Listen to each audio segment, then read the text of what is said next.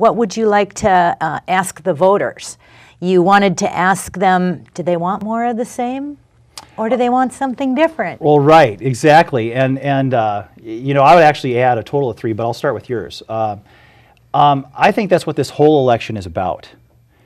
You know, let's take a look at what more of the same would be. Okay, when our current representative took office 2 terms ago, we had a $2.2 billion surplus.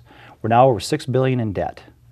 Every time he's voted to raise your taxes, voted to increase spending. And by the way, he's on the spending committees.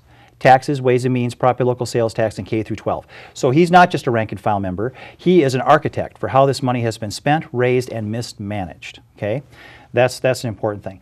Next, we've all been seeing the decline of our education from someone who supposedly is a pro-education candidate. But we know, if we take the time to look, that isn't really what it has appeared to be at first blush. Instead, we've got someone with an interest. So that needs to be done. Basically, the bottom line is this. We've seen tens of thousands of jobs lost, unaccountable spending, and we've seen what 4 years of Tom Tilbury has done for us.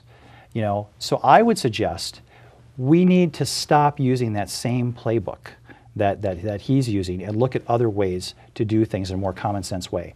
But I think something that I'd want to ask them is, 1, do you feel that you're better off today, you know, the Ronald Reagan question, than you were 4 years ago? No. Exactly. That's my point. And finally, do we need another Tom Tilbury tax? No. Exactly.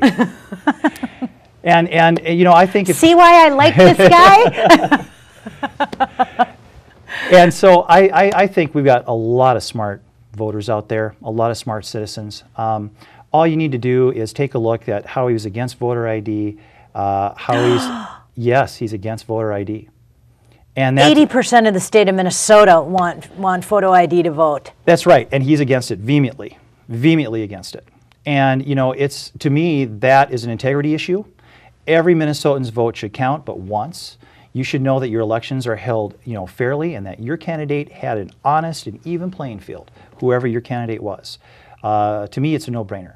To him, however, he's very much against it. He voted against it, and he's voted against anything that's approached trying to work towards it. We're going to change that. That's going to be something you're going to see in the next legislative session. I hear you. I'd be happy to be a part of that. I think you're going to be, because they have definitely had enough.